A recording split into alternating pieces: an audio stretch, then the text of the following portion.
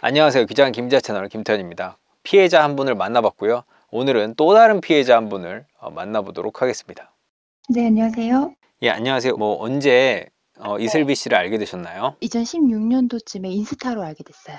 그 이슬비 씨에게 강연을 수강하게 된 계기는 어떤 거였나요? 저는 16년부터 많이 봐왔으니까 그 사람에 대한 신뢰도가 굉장히 많이 쌓여있던 상태였고 강의를 안 한다고 그러다가 처음으로 한번 알려주겠다는 말을 했어서 듣게 됐었어요. 근데 이제 330만 원이고 단 한 번밖에 없잖아요. 듣는 게. 네네. 고민은 안 되셨나요? 이 사람이 이슬비여서 예. 고민할 게 없었어요, 저는. 그게 어떤 얘기죠? 인스타에서 그동안 봐왔었던 그 타점의 신뢰라던가 그 사람이 뭐 마인드에 대해서 되게 많이 얘기했었던 것도 있었고, 예. 그리고 그런 강의들이 너무 엉터리인 것 같다. 원리는 심플하다. 이 어렵게 돌아가는 사람들의 길을 좀 짧게 단축시켜주고 싶다. 이렇게 얘기를 했었거든요. 그리고 예. 저희는 그때는 강의비가 330만 원인지도 몰랐었고, 처음에 강의가 열린다고 했을 때 거부감 같은 거, 의심 이런 거는 없었어요.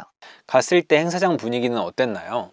되게 연예인 그런 만나러 가는 분위기 같이 그런 좀 들떠있는 분위기였고 매번 세미나 때마다 되게 축제 같은 그런 분위기였긴 했었어요. 그 몇 차를 들으신 거예요? 전 3차요. 1차, 2차 들으신 분들은 만족도가 높다고 하셨나요? 네, 일단 세미나 듣고 오신 분들은 만족도가 높다고 하셨는데 뒤차수로 갈수록 강연 내용에 대해서 잘 모르겠다는 그런 말들이 나오기 시작했었어요. 강연 내용은 좀 구체적으로 어땠나요? 그 전에부터 예. 텔레그램 방에서 자기가 말을 하고 싶은 것들을 해왔었어요. 예. 그래서 그것들을 다 인지하고 있다는 거를 전제로 깔고 강연을 했었기 때문에 만약에 그런 텔레그램 방의 내용을 접하지 않으셨던 분들은 뜬금없을 수도 있는 이야기들이 있었어요. 당장 이렇게 기본 개념부터 설명을 하는 게 아니라 3차 같은 경우에는 질문지를 먼저 받아가지고 진행을 했었기 때문에 답변을 하면서도 뭐 앞에서 설명한 부분 답변과 같다고 그런 식으로 넘어가는 부분도 있었고 강연 내용이 너무 장황하고 무슨 얘기인지 모르겠다라는 분도 있더라고요. 이렇게 차트 설명을 하면서도 확실한 기준점이 없는 듯한 느낌을 많이 받았었어요. 강연 끝나고는 그럼 네. 어땠나요? 강연 끝나고는 밥 먹고 사인도 받고 사진도 찍고 게다가 그날 그 강연 이슬비 애기 생일이기도 해가지고 예. 더 화기애애했었죠. 그 생일이라고 뭐 했나요? 그냥 케이크 갖다가 노래 부르고 그랬어요. 아, 그 아이도 오고요. 네, 아이는 항상 왔어요. 매 차수에. 그렇게 아이를 등장시키는 거 보고는 어떤 생각을 하셨어요? 그래서 더 믿었던 것 같아요. 이번에 투자 사기를 당하신 분들 대부분이 이제 애기 엄마거든요. 저희 텔레그램 방에 처음에 왔을 때도 애기 엄마들은 더 믿을만 하다고 그러면서 프로필 사진을 애기 있는 사진으로 조금 바꿔달라는 식으로도 많이 말을 했었어요. 그게 무슨 말이에요? 이슬비가 애기 엄마로서 주식을 되게 잘하는 주식 고수로 되게 유명을 했던 거예요. 그래서 아기 엄마들의 동경을 많이 샀었어요. 집에서 아기도 보고 가정일도 하면서 주식을 하는데 저렇게 수익이 많이 나는구나.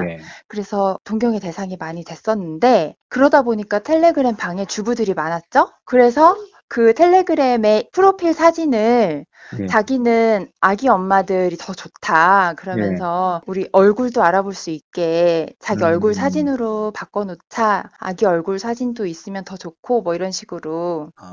그래서 사람들이 그런 이슬비 씨가 뭐 인간적으로 다가오는 것처럼 느껴지고 자기 가족 사진도 올려놓고 이러니까 더 신뢰를 했다는 거죠. 네, 맞아요. 330만 원을 낸 가치가 있다라고 생각을 하셨는지. 그 당시에는 그 강연이 5시간에 끝나는 게 아니라 한 4월 초부터 계속 텔레그램 방에서 얘기를 조금씩 하고 5월 초부터 텔레그램 방하고 카페에서 강의를 계속 이어서 했었거든요.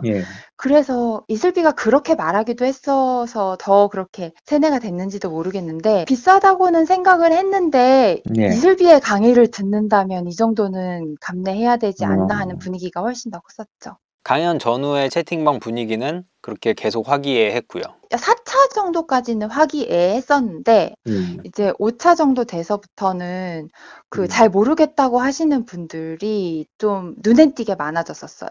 그럼 공개적으로 불만 같은 걸 얘기를 한 거예요? 텔레그램 방에서? 그렇게 불만을 노골적으로 표현하시는 분들은 없었어요. 왜냐면은 아직까지도 그 당시에는 이슬비를 되게 좋아하는 사람들이 많았었기 때문에, 믿는 사람들이 많았었기 때문에. 그러니까 5차부터의 불만은 그럼 어디서 포착이 되는 거예요?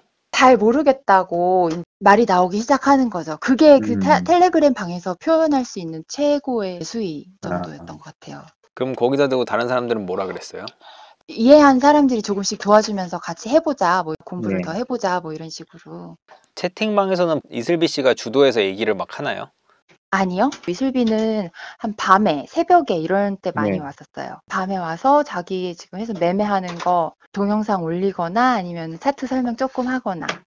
텔레그램의 그 계좌 실제 계좌는 마이너스 17억 원이다 라는 게 올라왔었잖아요. 그때 그 느낌은 어땠나요? 그걸 본 느낌은?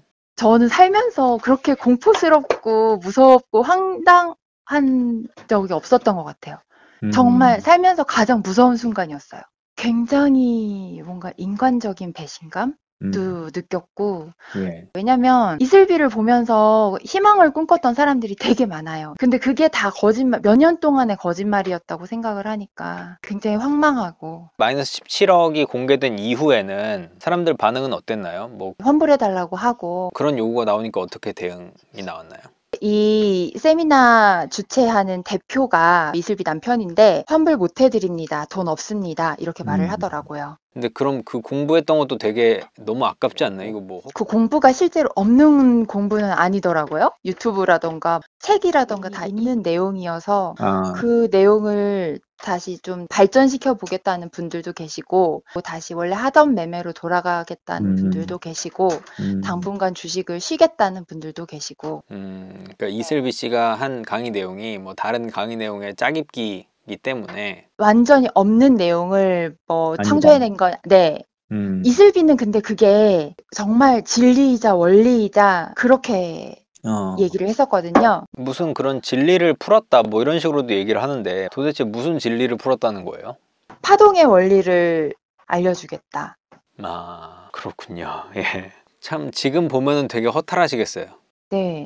그러면 이제 대처는 어떻게 하실 생각이세요? 저희 지금 그래서 단체 소송을 준비를 하고 있는데, 일단 강연비를 환불받고자 하는 마음도 있지만, 그거보다 더 큰 거는 이제 그 사람들이 처벌을 받는 게 더 큰 목적인 거죠. 인간적인 배신감이 굉장히 크기 때문에. 그것도 다 포토샵인 거죠? 수익 내역 같은 것도. 16년, 2017년에 올라왔었던 피드에 있었던 그 계좌 매매 내역이 공개가 됐는데 없더라고요. 매매한 게 아예. 포토샵인 거죠. 계좌를 속인 거든, 매매 내역을 속인 거든. 세 가지 길 중에 어떻게 하실 생각이세요, 선생님은?